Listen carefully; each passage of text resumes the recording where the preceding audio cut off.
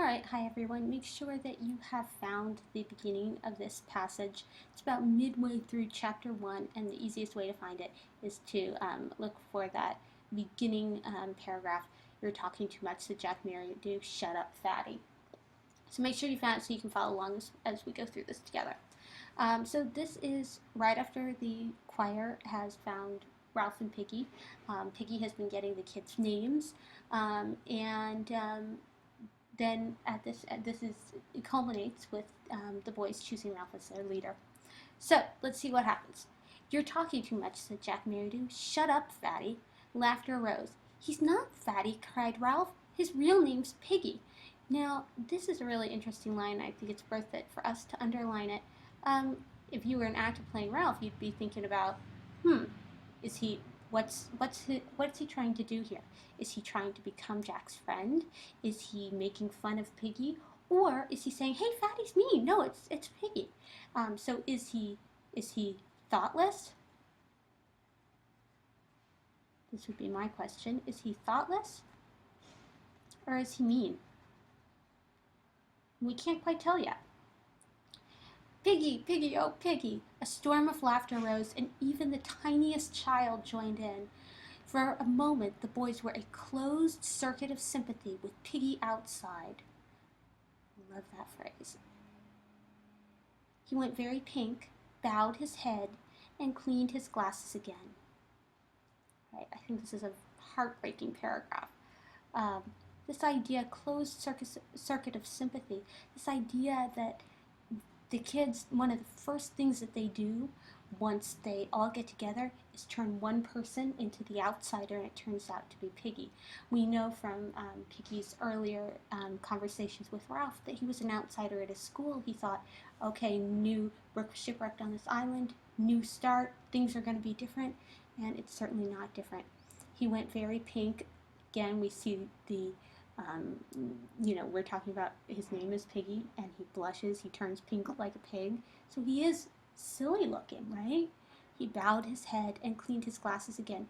Whenever you see something about glasses, I do want you to make a note, because the glasses end up being a very important symbol throughout the entire novel.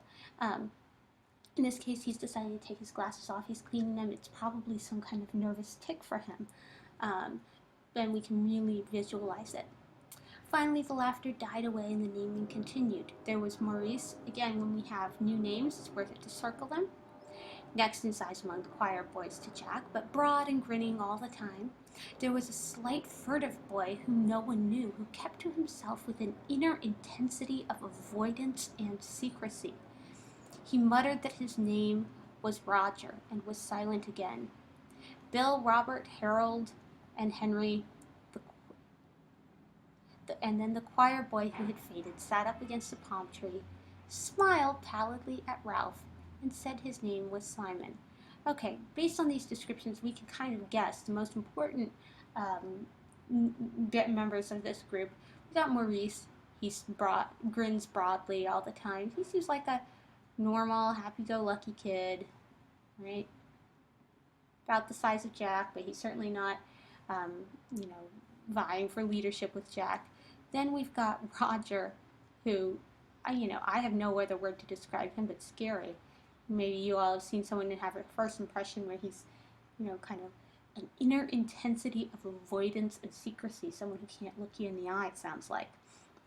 And then we have a list of kids all together. We can assume, because William Golding just lumped them all together, those kids, okay, they got names, they're characters, but there's nothing that stands out particularly about them, and we can assume, we might be right, we might be wrong, we can make the prediction, they're not going to have a huge role in this story. And then finally we have Simon. He smiles at Ralph, he's sweet, he's the one, he just fainted, he passed out because Jack was making a march all over the place, yet he looks up at Ralph and he smiles. Seems like a nice guy. Jack spoke. "We've got to decide about being rescued. At this point, rescue is our #1 priority." Right? What we're going to end up seeing is that priority changes. You saw it by the end of chapter 1, right? Whether it's rescue, whether it's getting food, but at this moment, it's rescue. There was a buzz. One of the small boys, Henry, said he wanted to go home. "Shut up," said Ralph, absently. He lifted the conch. Sometimes, seems to me, we ought to have a chief to decide things. Okay, again, I still have that Ralph question. He said shut up absently. He didn't say it with intention or being really mean. So again, is he thoughtless? He doesn't really care about little kids? Or is he mean? I don't have a sense yet. I still am not completely sure. It seems to me we ought to have a chief to decide things. A chief! A chief! I ought to be chief, said Jack with simple arrogance, because I'm chapter chorister and head boy. I can sing a C sharp. Okay, certainly this word is a great word to describe Jack, and this idea he should be chief because he's chief chapter chorister and head boy and he could sing a C sharp. The ability to sing a C sharp is going to help him on a deserted island. Pretty stupid, but through his arrogance we see his stupidity, right? Moving on. Another buzz. Well then, said Jack, all right, he's just going to take over his leadership position. He hesitated. The dark boy Roger stirred at last and spoke up. Let's have a vote. Yes, vote for chief. Let's vote. Okay, voting. Important point here. Voting is a symbol of what kind of a society? A civilized society. Good, the boys are acting civilized. They're going to organize things, right? This toy of voting, and then in one word, Golding undercuts the idea. This toy of voting, this idea the boys don't necessarily take it seriously. They're treating voting like a toy, right? This toy of voting was almost as pleasing as a conch. Jack started to protest, but the clamor changed from the general wish for a chief to an election by acclaim of Ralph himself. None of the boys could have found a good reason for this. What intelligence had been shown was traceable to Piggy, while the most obvious leader was Jack. But there was a stillness about Ralph as he sat that marked him out. There was his size, his attractive appearance, and most obscurely, yet most powerfully, there was the conch that had been the being that had blown that, had sat waiting for them on the platform with that delicate thing balanced on his knees, was set apart.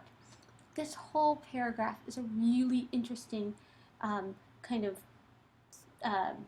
discussion of leadership, how we pick leaders. And what's interesting is what we realize is that sometimes there's something intangible, and that's the way we pick our leader. You know, this is not, it seems like just being attractive. If you look at our politicians, being attractive is an important quality for being a leader. We don't pick the person who's necessarily the most intelligent. We don't pick the person who's maybe the most ambitious and who wants it the most. We pick someone with these kind of intangible qualities, right? Is that a good thing or bad thing? I don't know, but this is what happens, not only here on the island, but often in real life.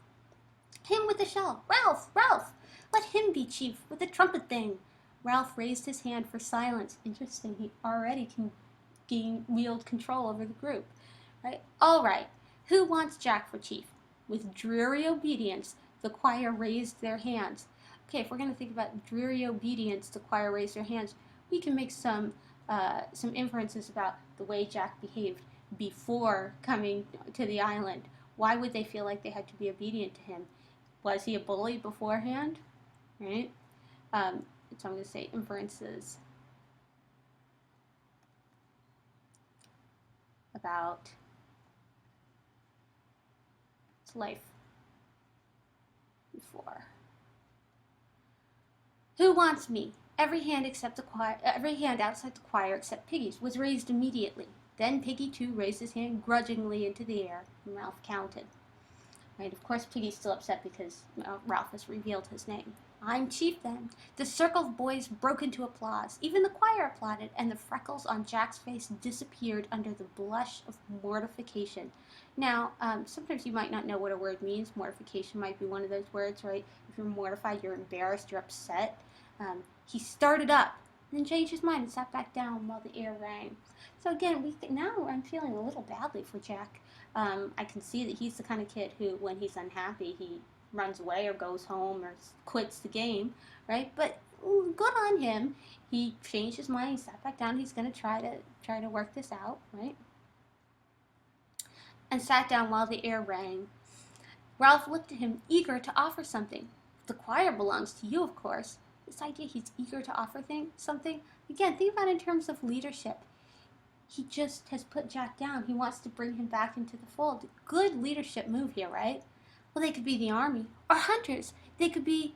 The suffusion drained away from Jack's face. Ralph waved again for silence. Jack's in charge of the choir. They can be. What do you want them to be? Hunters. Ralph and Jack smiled at each other with shy liking. The rest began to talk eagerly. So this idea that by the end of the chapter, they're smiling at each other with shy liking, that they think maybe they can actually be friends, right? There's something similar to them. I do think it's important for us to understand the first time they get to kind of come up with a community or a group, these are all violent ideas. Sorry, my pen. Violent ideas, right? They could have said, oh, they're the cooks, or oh, they're the builders, or oh, they're, right? They could have been anything. All the ideas they have can turn to violence immediately, which is, again, something that Goldie's trying to prove to us throughout this entire novel.